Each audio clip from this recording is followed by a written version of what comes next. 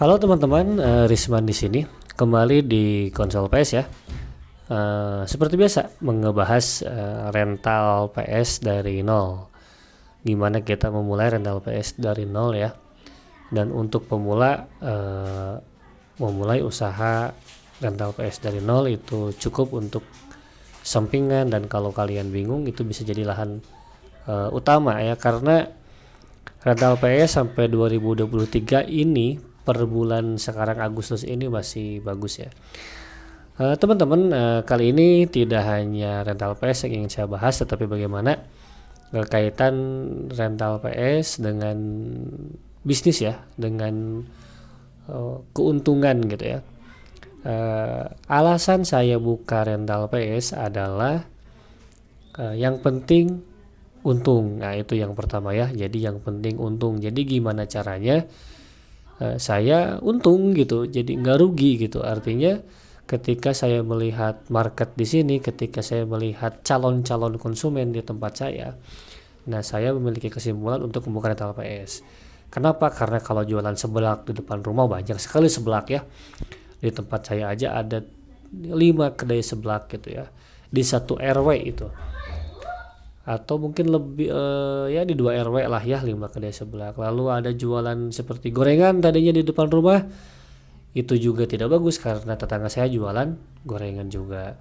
Lalu buka warung kelontong misalnya, atau warung sembako gitu, ya sama di sini sudah ada lebih dari 4 ya warung sembako kayak gitu. Nah, lalu jualan sayuran misalnya di depan rumah, karena saya ini lingkungannya padat gitu ya, dilalui oleh tetangga-tetangga ya yang mau keluar kompleks gitu ya. Nah, sebetulnya bagus kita jualan sayuran, cuman ya saya belum yakin aja kalau sayuran itu kan cepat busuk ya. Sayuran itu tidak bisa dilamakan gitu ya, jadi harus kita beli pagi-pagi atau subuh-subuh kita beli, atau dini hari kita beli. Nah, siangnya kita jual, pagi-paginya kita jual, siangnya harus habis lah ya. Karena kalau sisa kan ya namanya sayuran gitu, tidak fresh lah, tidak segar gitu. Nah, mau jualan misalnya khusus gitu, jualan minuman misalnya gitu. Sama di sini juga ada beberapa rumah-rumah yang di depannya ditaruh jualan minuman.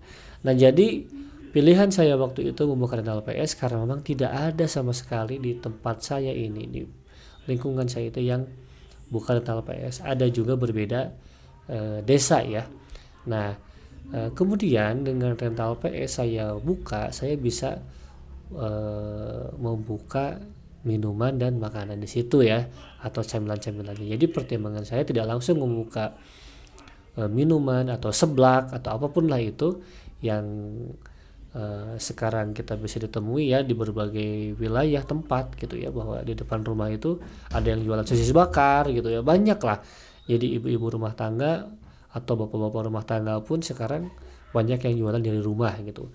Kenapa begitu ya? Karena menguntungkan ya gitu, karena menguntungkan gitu. Tadi yang saya bilang dari awal, yang penting untung gitu. Yang penting untung, nggak banyak mikir, ya paling tidak analisanya sederhana lah ya, tidak banyak mikir itu. Kita lihat banyak anak-anak di depan komplek atau di depan rumah kita, ya udah kita jualan aja gitu, nggak usah pakai malu, nggak usah pakai gengsi, karena profit itu atau untung itu nggak pakai gengsi ya gitu. Kalaupun pakai gengsi itu prosesnya luar biasa mahal gitu ya. Kenapa? Misal kalau pakai gengsi nih, kita sebetulnya bisa untung dengan menjual misalnya gorengan misalnya, atau bakso tahu atau cilok misalnya. Nah, karena memang kita malu jualan di depan rumah, gengsi atau bagaimana, lalu kita buka kios dan bikin minuman yang, atau kedai minuman makanan yang agak besar gitu. Sementara riset kita tidak cermat gitu ya. Akhirnya biaya ngontrak di tempat saya aja nih ya, di pinggir jalan besar gitu, jalan utama itu sekitar 16 juta, 15 ya, 20 lah, sekitar angka segitu ya. Nah, untuk kontraknya saja kita butuh uang cukup besar ya, 15 juta sampai 20 juta misalnya begitu ya. Nah, 16 juta atau 15 juta itu bisa cukup untuk bikin misalnya kalau gerobakan ya bisa Anggaplah satu gerobak 3 juta misalnya, ya teman-teman bisa hitung sendiri, bisa lebih dari 3 gitu ya, bikin gerobak jualan cilok keliling misalnya. Kendalanya kalau jualan cilok keliling atau jualan makanan keliling, kendalanya mencari karyawan tentunya ya yang mau untuk keliling, itu kendalanya. Dengan uang 15 juta, kalau targetnya cuan recehan gitu, kita bisa bikin makanan, kita bisa bikin snack, lalu kalian bungkus, teman-teman bungkus. Dengan keuntungan satu bungkusnya itu misalnya 300 perak atau 300 rupiah, tetapi kita melihatnya volume ya, gitu, quantity gitu, jadi kita simpan di warung-warung, itu sudah bisa memberikan keuntungan yang besar. Karena saya pun pernah begitu, saya pernah mencoba buat camilan, buat snack, yang mana saya edarin tuh ke toko-toko di lingkungan saya. Karena kalau dihitung satu desa itu, wah, luar biasa banyak itu ya, luar biasa banyak toko-toko, baik yang besar maupun yang kecil gitu, sampai ke gang-gang kecil pun itu mereka ada toko-toko kecil ya gitu, toko-toko makanan, sembako lah gitu. Dan kita tidak hanya menitipkan di toko sembako, di warung-warung sebelah pun kita bisa titip jual, konsinyasi gitu ya. Nah, tetapi kendalanya memang kalau kita memang tidak kuat dan tidak teliti, kita lupa tokonya misalnya, atau ya capek lah gitu kalau dikerjakan sendiri. Nah, tetapi kalau ngomongin urusan keuntungan, itu besar banget ya, itu besar banget teman-teman. Bayangin saja, teman-teman bandingkan saja ketika modalnya 15 juta atau 20 juta, lalu kita bandingkan dengan usaha-usaha yang kecil-kecil gitu, yang mulai 100.000, 50.000, 200.000, 500.000 atau paling besar 1 juta gitu. Teman-teman bisa lihat hasilnya gitu, sekalipun keuntungannya cuma 1.000, 2.000 ya misalnya gitu. Nah, daripada kita ngontrak dan belum pasti, ya lebih baik kalau saya lebih milih, karena konsepnya yang penting untung, ya jual apa aja gitu ya, sekalipun kita menjadi broker atau calo gitu atau makelar misalnya, yang penting konsepnya untung, tidak rugi gitu. Gitu. Jadi kalau konsepnya gengsi atau konsepnya ya terlalu teoritis lah gitu ya, misalnya kita buka kafe gitu, nah dan buka kafe brand kita belum ada tuh ya, kita brandnya belum dikenal gitu ya. Nah, sementara sekarang brand-brand yang ternama itu sudah masuk ke daerah-daerah ya seperti di tempat saya ini ya, ke brand-brand yang udah mendunia lah, anggap begitu ya, sudah ada di sini gitu. Makanya ketika UMKM seperti kita ini, seperti saya ini, memulai usaha yang memang seperti itu, kafe atau kedai yang sudah ada brand yang besar, itu beresiko tidak laku ya gitu, sangat beresiko tinggi gitu. Nah, makanya saya lebih senang memiliki pemikiran yang penting untung dengan modal yang tidak besar gitu ya. Karena kalau urusan yang penting untung, modal besar pun bisa untung ya, dan lebih besar juga ya. Nah, tetapi kan ini kita bicara modal kecil tetapi untung gitu ya teman-teman. Nah, itulah kenapa saya buka rental PS, karena hanya dengan memulai rental PS kita bisa jualan yang lain juga gitu teman-teman.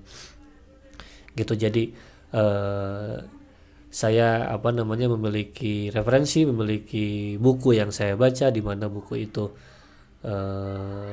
mendukung setiap langkah saya untuk memulai usaha ya, walaupun modalnya kecil, dan dengan modal kecil itulah justru kita bisa melihat perkembangan bisnis kita gitu ya gitu. Nah, kalau misalnya usaha kita dari kecil ini bagus, dan kita bisa koreksi itu sedikit-sedikit, jadi koreksinya enak gitu ya gitu. Nah, seperti rental PS lah ya, itu kenapa saya memilih itu, karena enak koreksinya gitu. Saya kan masih belajar nih ceritanya nih, masih belajar, masih melihat perbandingan antara usaha jasa dan usaha fisik ya, produk, misalnya produk makanan. Karena kan di saat yang sama saya usaha rental PS, dan di situ juga saya jualan makanan ringan, dan kita bisa tahu seperti apa customer journey lah ya, istilah bahasa kerennya begitulah, customer journey yang datang ke rental PS lalu yang beli camilan, dan tentunya saya tanya gimana camilannya, enak apa enggak, minumannya enak apa enggak. Nah sekalian riset kecil-kecilan lah ya gitu, nggak ada salahnya juga kan kita sebagai pelaku UMKM melakukan itu gitu, dan itu sebagai referensi buat kita sendiri. Jadi teman-teman, sekalipun usaha teman-teman saat ini apa, misalnya jualan seblak, jualan minuman atau makanan, dan kalau saya lebih memilih jualan apa, usaha rental PS, terserah apapun itu, yang penting tadi yang penting untung, dan untung dengan modal kecil.